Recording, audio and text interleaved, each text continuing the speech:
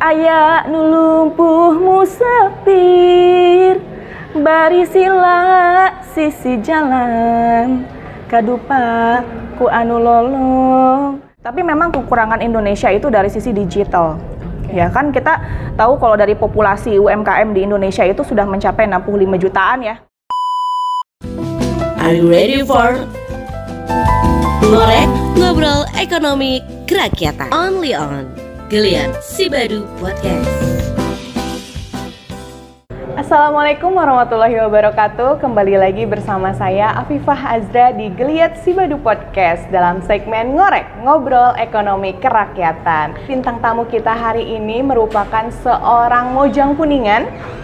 Beliau ini merupakan seorang entrepreneur, bisnis konsultan, dan seorang mentor dari UMKM. Nah, langsung saja kita sambut Teh Reni Fitriani. Iya, Mbak. Iya. Teteh ya?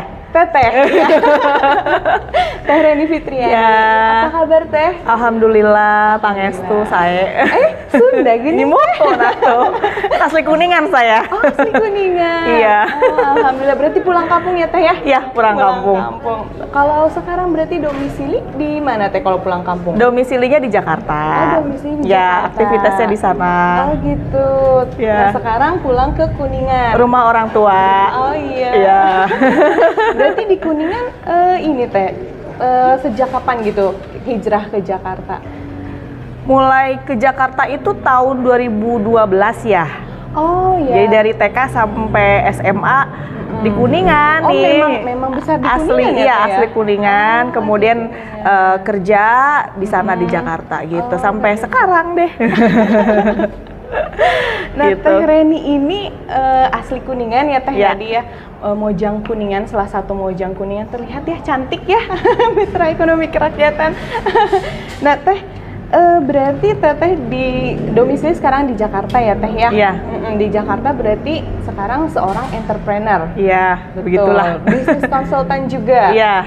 Ya, boleh diceritain, Teh, di Jakarta itu seperti apa? Maksudnya bisnis konsultan tuh seperti apa sih, Teh, gitu? Jadi kalau dilihat tadi pertanyaan dari Tetehnya ya, jadi saya mulai hijrah itu ke Jakarta kan 2012 nih. 2012 waktu itu saya terpilih sebagai officer ya di salah satu bank syariah di Indonesia. Sama mengikuti program MT, Management Trainee. Nah, di sana akhirnya saya harus ditugaskan di sana nih untuk ngurusin nasabah-nasabah tercinta yang ada di sana. Kemudian saya langsung memutuskan diri sebagai seorang pengusaha. Nah, itu pun memulai sebagai pengusaha dan juga konsultan bisnis itu saya nggak sendiri, tapi saya bersama partner hidup saya, suami saya. Oh, sudah bersuami? Sudah memiliki suami. Ini saya hamil anak kedua ya. Alhamdulillah. Alhamdulillah. Gitu, jadi saya memulai usaha bareng sama suami karena background kami sama-sama di perbankan ya, perbankan, di keuangan. Akhirnya kita sama-sama terjun ke dunia konsultan. Nah, dalam hal ini ya konsultan bisnis. Kemudian karena banyak sekali UMKM yang datang ke kami, akhirnya udah kita open juga mentoring UMKM hingga saat ini ke inkubator dan juga akselerator untuk UMKM. Gitu. Nah, ini Teh, kan tadi dari bank ya. Kok bisa sih tiba-tiba jadi mentor UMKM gitu? Boleh diceritain, Teh? Boleh banget. Bahkan di bank ini kita belajar banyak nih, Teh. Jadi bisnis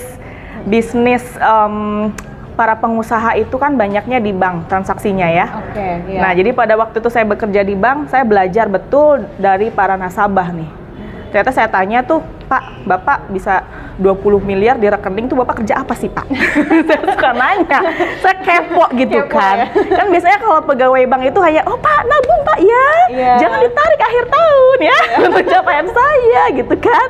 Nah, kalau saya enggak, saya tanya, saya penasaran nih. Mulai dari anak muda, ibu-ibu udah married tentunya ya, bapak-bapak, dan yang memang kategorinya itu udah bukan sekedar nabung 100-200 ribu, tapi udah miliaran ya. Ada yang sampai 10 miliar, 100 miliar, yang lain. Saya belajar dari mereka, ternyata background mereka itu seorang pengusaha. Gitu ya. Jadi akhirnya dari situ, oh oke, ternyata kalau yang banyak uangnya mostly mayoritas itu adalah dari pengusaha. That's the point. Akhirnya saya mau mikir, oh gitu, saya belajar nih. Pak kok bisa ya, Bu kok bisa ya? Gimana dong Pak, cerita dong Pak, gimana awal mulanya jadi pengusaha Ibu gitu kan. Oh gitu, ibu rumah tangga juga pada jago, bisnis properti gitu ya. Dari situ dia belajar. Nah, akhirnya ya terbuka wawasan, akhirnya memberanikan diri sebagai seorang entrepreneur. Seperti itu. Jadi karena curiosity, karena rasa penasaran, jadinya terlahirlah seorang bisnis konsultan gitu ya? Konsultan bisnis juga, kan saya ada beberapa bisnis yang lain juga ya. Nah, terus juga kan dari mereka itu kita nih peran banker itu bukan sebagai seorang banker biasa, tapi kan kita sebagai financial advisor ya. Bener nggak? Ketika mereka mau pinjem dana misalnya, atau mereka mau nabung, pasti kan mereka nanya dong, ini saya punya uang segini, bagusnya ditaruh di instrumen apa? Ya kan? Deposito kah, obligasi kah, suku kah, atau yang lain. Nah, peran kita sebagai financial advisor kan. Nah, kemudian ketika mereka mau pinjem di bank, kan mereka nanya juga, ini saya dapat rate-nya berapa persen misalnya, atau saya bankable nggak ya, mampu nggak ya saya bayar. Nah, yang melakukan analisa siapa? Ya kita, banker-banker ini yang melakukan riset gitu, analisa mereka capable nggak, bankable nggak untuk bayar segala macam. Akhirnya saya juga jadi belajar banyak tentang bidang usaha, industri ya. Jadi dari berbagai macam bidang usaha tuh dari bank itu sendiri. Saya ngerti properti, saya ngerti mining misalnya, saya ngerti nikel atau di industri yang lain dari bank itu sendiri karena backgroundnya kan beraneka ragam kan. Betul. Ditambah sebagai bisnis consultant. Nah, bisnis consultant itu challenging, menantang, dan itu sangat tidak mudah. Nah, kita harus mempelajari semua bidang usaha. Ya konstruksi lah, ya pertanian lah, perkebunan, yang lain aja kita harus tahu. Nah, itu perannya. Harus diselami semua ya? Ya, harus tahu. Nggak boleh nggak boleh kurang update ya. Jadi harus update terus. Harus up to date, harus update diri terus. Betul. Oke, ini Teh, saya tuh kan dapat resume Teteh ya. Nah, sekilas tuh saya baca Teteh ikut kontes kecantikan. Iya. Itu gimana tuh Teh ceritanya? Kok bisa ya? Maksudnya dari seorang banker ke kontes kecantikan lalu menjadi seorang entrepreneur. Nah, boleh Teh diceritain. Bahkan itu di resume saya tuh ada skill saya nggak saya tulis, yaitu singing, nyanyi. Jadi dulu itu bahkan ya, saya zaman dulu masih muda, saya pernah juara pupu Sunda loh di sini. Masih kecil waktu SD. Jadi lupa pupu lagu Sunda, nyinden gitu kan, zaman masih kecil. Saya dulu pernah jadi perwakilan Kabupaten Kuningan untuk lomba nyanyi Sunda, waktu itu pupu ya, sama baca puisi Sunda juga dulu ya, bahasa Sunda dulu pernah. Kemudian nyanyi juga, pop gitu ya, dulu pernah coba juga, terus model juga, terus saya ikut kompetisi dulu, diawali dengan zaman dulu tuh Mojang Jaka, tapi yang remaja ya, zaman dulu pernah ikut. Kemudian saya juga masuk juara 3 di Jakarta Kota Cirebon, karena waktu itu saya di Cirebon ya, Duta Pariwisata Kota Cirebon. Setelah itu saya masuk sebagai finalis Muslimah Indonesia ya, kalau nggak salah tuh, saya masuk ke situ juga. Saya terakhir itu jadi brand ambassador Putri Purbasari ya. Nah, Purbasari satu kosmetik lah ya, kosmetik Purbasari. Saya waktu itu jadi finalis juga, salah satu brand ambassador waktu pencarian brand ambassador di Purbasari itu. Bahkan dulu cita-cita saya itu sebagai penyanyi nih Teh. Cita-citanya penyanyi? Iya, jadi penyanyi. Jadi penyanyi gitu kan. Terus ya jadi public figure gitu kan, entrepreneur, kayaknya happy aja gitu jadi bawaannya. Gitu ya? Gitu, dibawa dari hati gitu. Dulu juga suka ikut lomba festival band di Kuningan, di Cirebon dan yang lain. Tapi ternyata orang tua saya itu fokusnya kepada, aduh ini mah sampingan aja, yang lain aja, coba diselami skill yang lain gitu. Iya. Ya udah, akhirnya keterusan sampai sekarang. Jadi ya masih juga sih ke yang lain-lain, termasuk MC segala macam. Saya dulu freelancer, suka MC, broadcaster, kayak gitu-gitu lah Mbak. Aduh, saya berarti harus belajar sama Teteh Hatu. Sama-sama belajar. Iya. Teteh berarti bisa pupu Sunda? Bisa, ntar saya inget-inget dulu ya. Saya inget-inget dulu ya. Itu zaman SD ya Mbak. Apa ya? Lagu Sunda itu ini nih. Iya. aya nu lumpuh musafir, bari sila sisi jalan, kadupa ku anu lolong, anu euker balang siar, neangan sandang pangan, anu hilap deui. Hilap deui guys. Bagus banget teh suaranya. Zaman SD atau itu tahun kapan? Aduh, zaman SD udah ikutan lomba pupuh. Udah alhamdulillah. Karena dulu tuh saya tuh ya teh pas SD tuh kayak pupuh tuh susah banget, belajarnya susah banget. Jadi ngelihat orang yang bisa pupuh Sunda tuh kagum sih, acung jempol banget sih buat yang bisa nginden Sunda kayak gitu. Tapi berarti Teteh memang dari dulu berkecimpung di dunia kayak kecantikan ya, hiburan gitu ya. Memang seneng di situ ya. Seneng, passion. Sampai sekarang juga bisnis saya juga ada yang ke arah situ. Oh gitu. Di industri tersebut, bahkan sekarang juga masih dilibatkan untuk ke arah situ juga gitu. Jadi ya sesuai ini aja, happiness ya, kebahagiaan. Jadi kerjanya nggak berasa kerja ya teh? Iya. Karena ngejalanin hobi. Iya betul. Oke, soal ini nih teh, balik lagi ke bisnis konsultan ya. Boleh tahu nggak sih teh, bisnis konsultan kan katanya teteh juga salah satu founder Superkey Consulting Group. Ya, nah, betul. Apa sih itu? Boleh diceritain teh? Boleh. Jadi 2016 itu saya sama suami ngebangun sebuah perusahaan konsultan namanya Superkey Consulting nih. Awalnya itu sebagai konsultan keuangan bisnis aja. Ya, perencana keuangan bisnis gitu ya. Kemudian lama-kelamaan berkembang, akhirnya banyak sekali yang membutuhkan. Akhirnya kita berkembang sebagai perusahaan konsultan pengembangan bisnis. Nah, dari situlah kita jadi punya beberapa anak perusahaan nih Mbak. Jadi dari Teteh ya. Jadi beberapa punya anak perusahaan yang awalnya mereka jadi klien kami, akhirnya kami juga terlibat di dalam perusahaan tersebut ya, agar perusahaan-perusahaan tersebut jadi lebih termonitor dan terevaluasi dengan baik. Jadi biar lebih progresnya itu bisa lebih signifikan aja sih.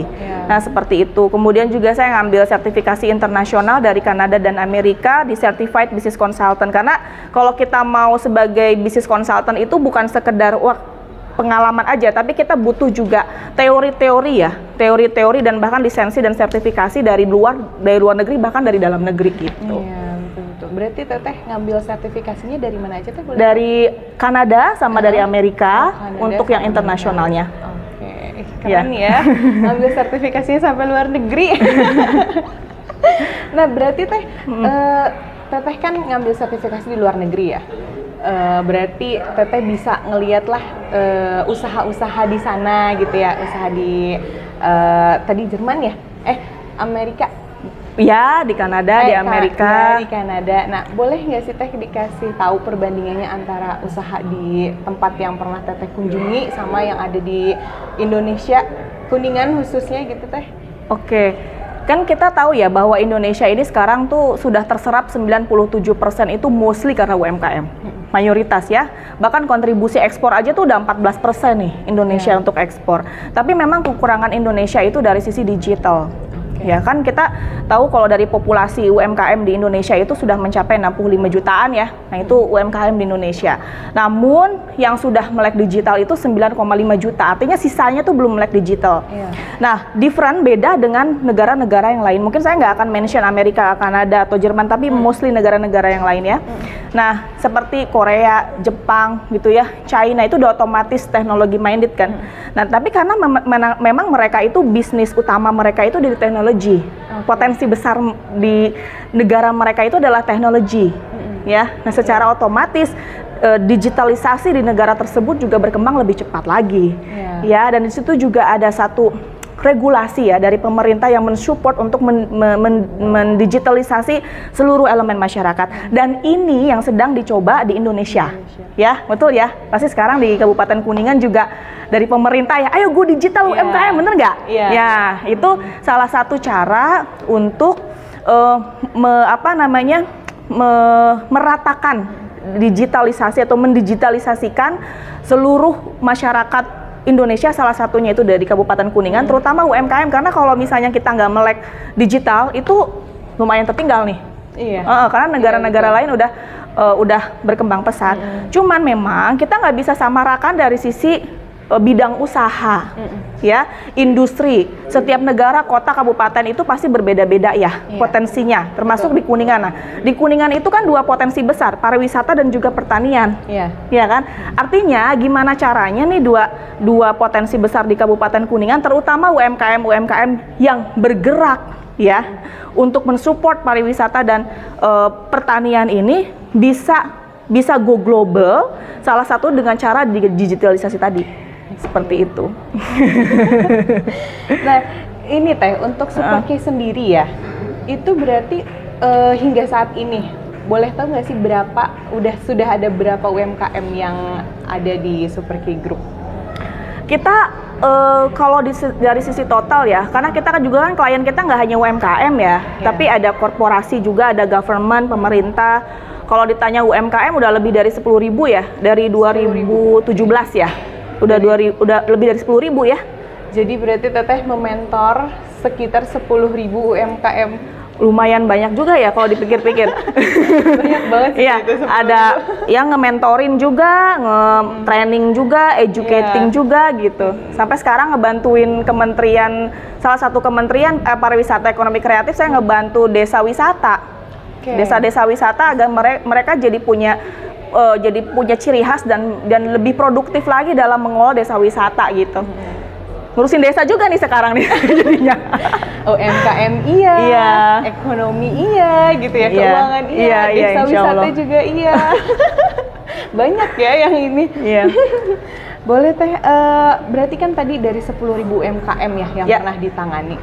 Boleh diceritain nggak, ada nggak sih UMKM yang menurut Teteh tuh unik nih gitu, atau memang UMKM yang paling berkesan yang pernah Teteh mentorin? Boleh. UMKM yang paling berkesan itu tentunya sebenarnya semua ya berkesan, cuman yang paling berkesan itu ketika saya menjadi bagian dari UMKM tersebut. Jadi saya jadi pemilik di UMKM tersebut. Jadi UMKM sendiri. Iya, jadi saya jadi pemilik karena gini, ada UMKM itu ya skema mentoring itu kan macam-macam ya. Ada yang sifatnya misalnya kita menghibahkan energi, pikiran gitu ya, waktu segala macam ke UMKM, akhirnya kita belikan slot misalnya mentoring gratis segala macam untuk UMKM.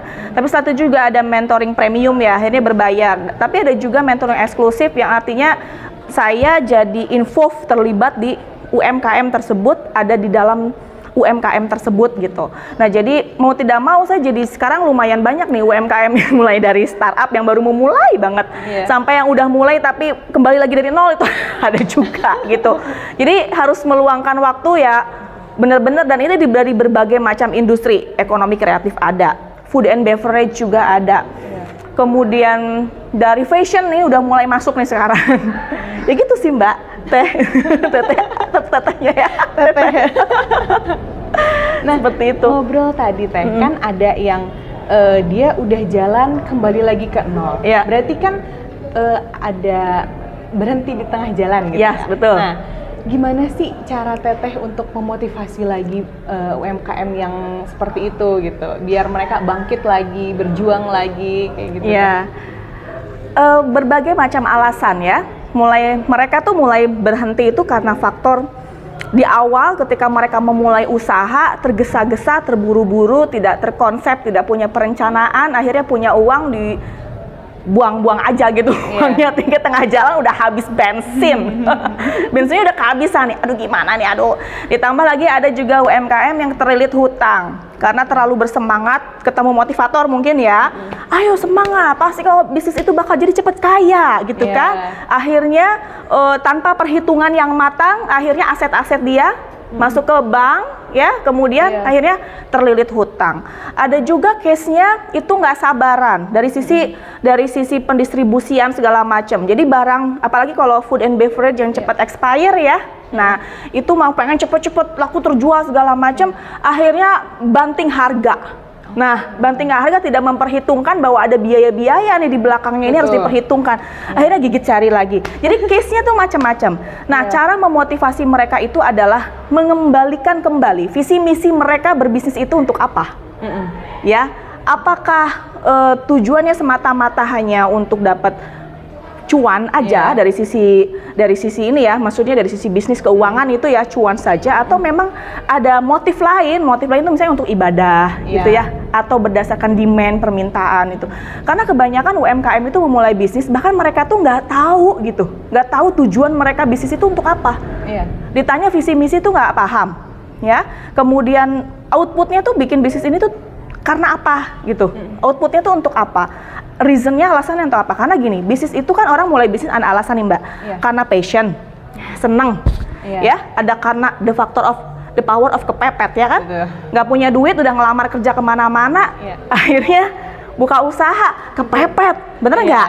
Ada karena faktor demand, permintaan, wah tidak punya niat untuk berbisnis, berwirausaha, tiba-tiba ada teman gitu ya yang datang, teteh ini nih ada kebutuhan nih untuk catering, mama kamu bisa masak nggak? Mamaku bisa masak, akhirnya buka catering, ya nggak, keterusan panjang kan?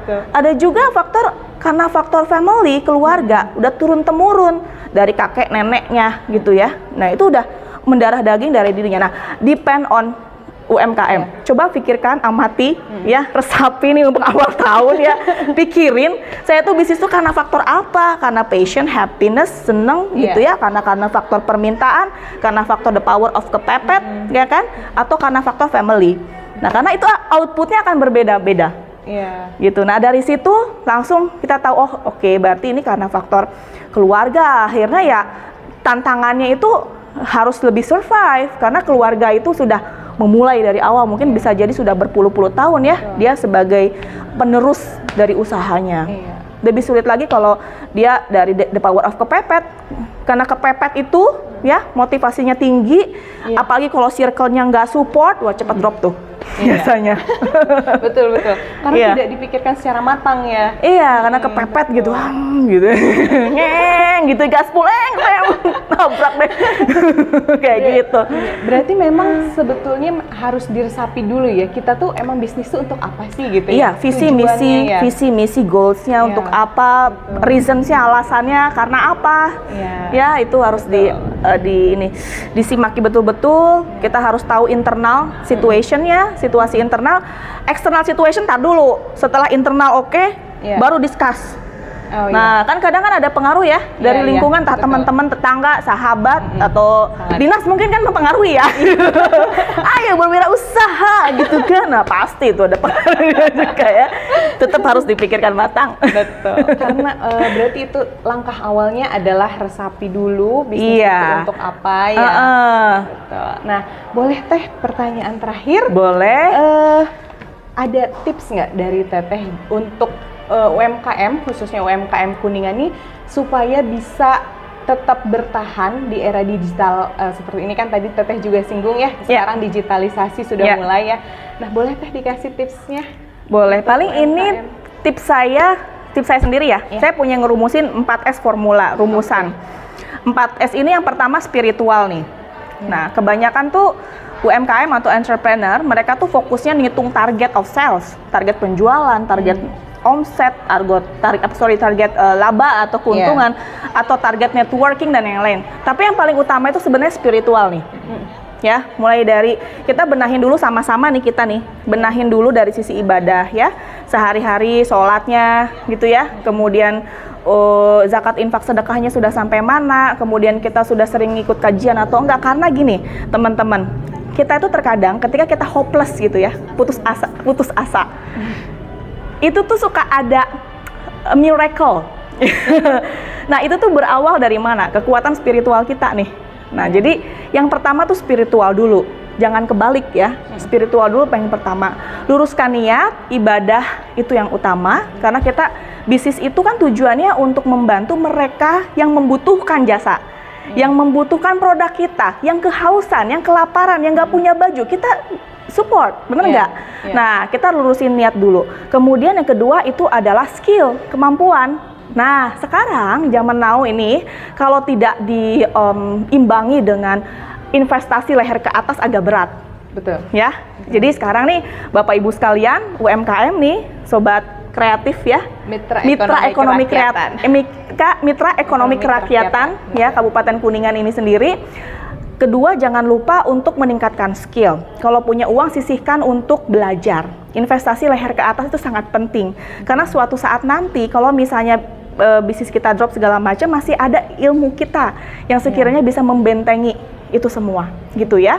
Sekarang yang belum melek digital, belajar pelan-pelan, ya. Yang nggak ngerti soal leadership, kepemimpinan, bagaimana memanage, melead tim, gitu ya. Karena ada entrepreneur yang mereka tuh nggak ngerti nge-lead tim tuh gimana. Tapi ngerti jualan, tapi nggak ngerti nge-lead tim. Itu ada juga tuh. Nah, belajar tentang leadership. Yang ngerti nge-lead tim tapi pengen bisnis, ya belajar tentang bisnis, manajemen bisnis yang lain. Nah, kita harus lakukan evaluasi terus ke diri kita sendiri, kira-kira kurangnya di mana. Nah, itu skill. Kemudian ketiga adalah sistem nih. Nah, sistem sekarang bisnis ini kita harus punya sistem. Ya, rada berat nih kalau nggak punya sistem. Dari sisi teknologi, dari sisi human resource atau SDM-nya, ya, dari sisi finansial, record atau financial report, financial statement, laporan keuangan yang lain. Nah, itu harus punya sistem. Sekarang belajar Bapak Ibu sekalian yang tadinya nyatetnya pakai kertas gini ya. Iya. Ya, satu, Bu Eroh. Beli beras gitu kan. 2, beli gas. Salah. Nah, itu sekarang udah mulai rutin. Gak apa-apa belajar dulu pakai kertas. Yang tadinya sebulan sekali mungkin nyatetnya, tiap hari nyatet. Nah, udah gitu pindah ke digital, ya. Udah masuk ke digital, mulai lagi berlangganan yang aplikasi laporan keuangan yang bisa download otomatis laporan keuangan neraca. Ya, sama yang lain-lain gitu ya. Nah, mempermudah kita. Karena kita bisa tahu kesuksesan kita dalam bisnis itu salah satunya nih indikator itu dari sisi keuangan. Dilihat dari mutasi ke rekening, dilihat dari laporan keuangan itu sendiri. Termasuk teknologi, sistem ya, sistem pemasarannya gimana? Apakah kalau mau order itu lewat mana? Apakah lewat sales dulu? Apakah lewat website? Apakah lewat marketplace atau lewat social media atau yang lain? Jadi harus punya sistem ordernya juga harus yang jelas, ya. Sistem packagingnya harus jelas, ya. Kalau misalnya food and beverage kan lumayan ya, itu packagingnya harus berlapis-lapis dan yang lain. Sistem itu harus diperkuat lagi. Kemudian yang keempat itu adalah silaturahmi nih. Silaturahmi di sini adalah networking ya, jejaring. Yang biasanya senang di rumah aja misalnya, atau fokus nonton Korea mungkin ya, karena pengen hiburan gitu ya. Tapi kalau sebagai entrepreneur, kita harus meluangkan waktu di 4 poin ini, termasuk di silaturahmi, di networking ini. Jejaring ini sangat penting sekali ya, karena kunci entrepreneur itu di silaturahmi sebetulnya, salah satunya ya, selain yang tadi. Karena semakin kita silaturahmi, semakin tahu, oh ya kayak teteh ini ya, oh jualan apa teh? Oh jualan ini, oh ini siapa nih? Bungur gitu ya, sistik ubi varian nih, ada di sini. Ya kan kalau nggak gini kan kita nggak tahu ya silaturahmi. Oh iya, udah kemana aja nih jualannya nih teh, gitu kan? Nah oh iya. Tapi kalau misalnya kita sering di rumah, kita nggak aktif organisasi, nggak ikut community misalnya, atau mungkin kita berkomunitas tapi niatnya different, beda gitu, misalnya untuk hanya sekedar untuk mencari persaingan gitu ya, itu berat. Networking, silaturahmi, tapi tujuannya untuk kolaborasi dan bersinergi.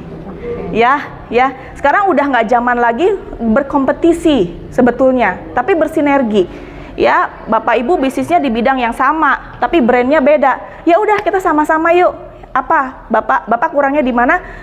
Bisnis saya kurang di mana, saya kelebihannya di mana, Bapak kelebihnya di mana, ayo kita integrasikan. Nah, karena sekarang kalau nggak kayak gitu, rada berat, ya. Apalagi di lokal nih. Lokal ini kan bersaingannya, lokal itu bisa dikatakan kuenya kecil ya. Masyarakatnya kan itu aja nih. Nah, kalau misalnya kita target marketnya hanya lokal aja, kita nggak naik nih ke tingkat nasional, rada berat. Jadi harus mindsetnya tuh harus go nasional, ya, go nasional. Kalau itu udah cukup, insya Allah masuk ke go global. Jangan mindsetnya jangan go lokal aja, karena kuenya kecil. Masyarakatnya kecil kan nggak mungkin itu aja ya.